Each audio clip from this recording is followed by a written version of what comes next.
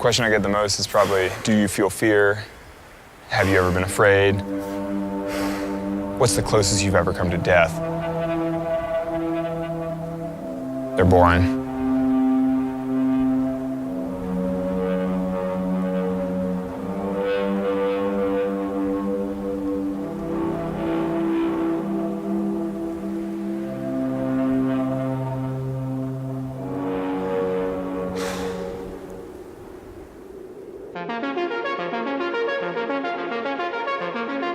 This is Free Solo. It is a documentary about rock climber Alex Honnold and his 2017 ascent of El Capitan, a 3,000-foot wall of granite in California's Yosemite Valley. And as the name implies, this was the first ever ascent completed entirely free solo, that is, free of ropes or any other protective equipment. And in my eyes, this was probably the single most impressive feat I have ever seen. And I see this time and time again with some of the world's greatest rock climbers. The level of control, the level of endurance, the level of technique. All of this was just so unfamiliar to me that it almost felt alien. But after seeing all this, this one thought that just kept rattling around in my head was the thought that if they can do it, why the hell can't I?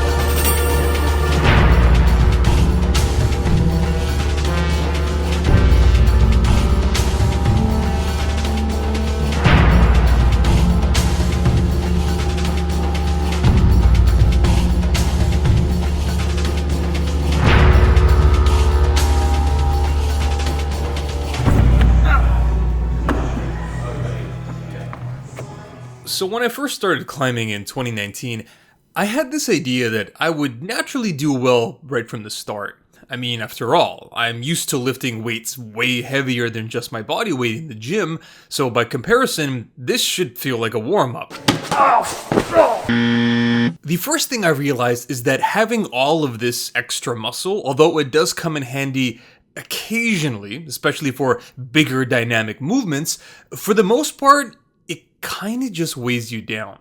Like, you may have 17-inch arms and a 500-pound deadlift, but when you need to hold your entire body weight on 2.5 fingers while you're dangling under a 45-degree overhang, suddenly it's not that helpful. That's actually part of the reason why when you look at the average body type of the world's best climbers, they're pretty much all just skinny, ripped guys. I mean, many of them barely have a BMI over 20. The next thing I learned is that there is an immense load placed on a part of the body which, up until now, I haven't really ever trained before. My fingers and overall grip strength. See, when you look at some of these routes, initially it may not seem that hard.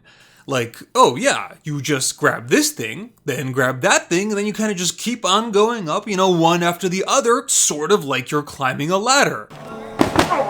Nope! The problem is that in real life, nature very rarely provides you with perfect handles to grip while you are climbing. Oftentimes, you're gripping these teeny tiny ridges which can be as little as a few millimeters thick, allowing you to barely get the tips of your fingers onto the actual hold or into the crack itself. This is a big reason why high-level climbers spend a large amount of time training with things like hangboards or campus boards. These are tools specifically designed to help build up your endurance specifically in the fingers and forearm flexor muscles. But fortunately, just like with bodybuilding, there is a strong sense of newbie gains, and I was able to advance pretty quickly in my first year of climbing. Now, when it comes to measuring performance, since it's not as simple as lifting, where one can just count how many pounds he lifts, instead we need to rely on a grading system with incrementally rising levels of difficulty. With bouldering, we have something called the V-score, and with rope climbing, you have something called the Yosemite Decimal System, or YDS. For example, in my case, in about a year I went from climbing around 5.8, which is around a beginner level, to successfully topping out somewhere in the intermediate range of around 511 B or C. And with bouldering, it's a similar case. Since I first started climbing when I was in the peak of my 2019 bulk, I was a whopping 205 pounds, which is far from optimal, and barely able to finish what is essentially a V0. However, after about a year of training and considerably reducing my body weight for the summer of 2019, I was able to advance to somewhere around a V4, maybe even a V5 on a good day. And this is a big lesson I want to convey to any of you who may be watching this and potentially are interested in starting climbing, or anything new for that matter. As awkward and weak that you may feel in your first month, if you just stick with it, you will improve. In many cases, you will do so dramatically. And fortunately for me, all of this culminated in the fall of 2020 when I was finally ready to take it to the next level and do something which honestly, when I first started, this is something I thought I would never actually do.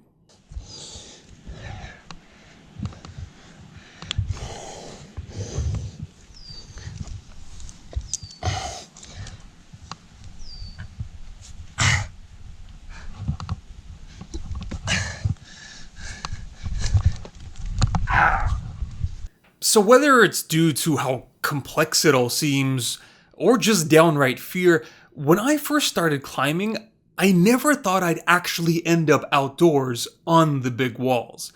Like, yeah, climbing in a gym is cool and all, but at the end of the day, you're still just climbing a 40-foot wall made out of wood and plastic. I always thought that outdoor climbing, that's the real thing, and that is downright insane. That is something you see in the documentaries about crazy people who are genetically impervious to fear, but I always thought that at the end of the day, that's not something I would actually end up doing. But the thing is, as time went on and I got more and more comfortable indoors, you start to get curious as to what else is possible. How more can you push yourself? And then those words I mentioned earlier in the video, they kind of came back to mind. Again, if other people out there can do it, why can't I? And I think that's the main point I want to get across with this video. This isn't just a story about specifically me learning to rock climb. This is a story of trying new things even if you're afraid to look stupid, regardless if you're too old, too fat, too weak, whatever your excuse is. And you don't have to be the best in the world at it. I mean, I know I'm never going to be that good at rock climbing, considering I started this at 29, an age when most high-level athletes retire. But that doesn't matter. To have that attitude is a really important thing, and to not say, why am I doing this now? I could have been doing this my whole life. Well, you weren't, so the fuck is that gonna help? Yeah. You know, you gotta not think like that. You just gotta be happy you're doing it now. And this is why I recommend doing things like this. Things that you are genuinely passionate about, but at the same time, things that are truly difficult.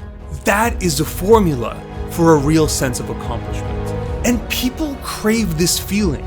This is a big reason why I think they try to emulate it in other ways. They spend their money on crap like expensive cars or jewelry to show off in front of others. They resort to alcohol or drugs, or sometimes in my industry, even steroids, all just attempts to give them that sense of satisfaction that they crave.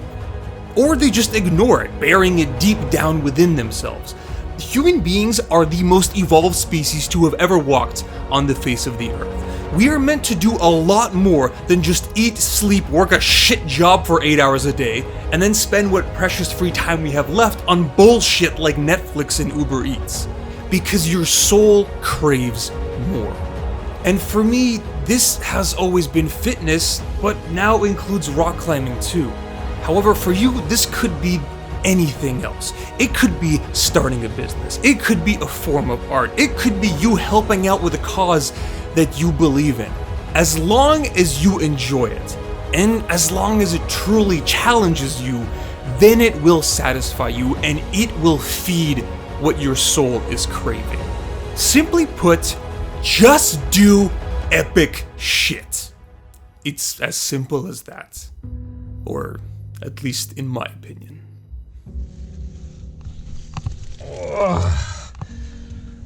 Whew. That was hard. That's a good one. Doable though.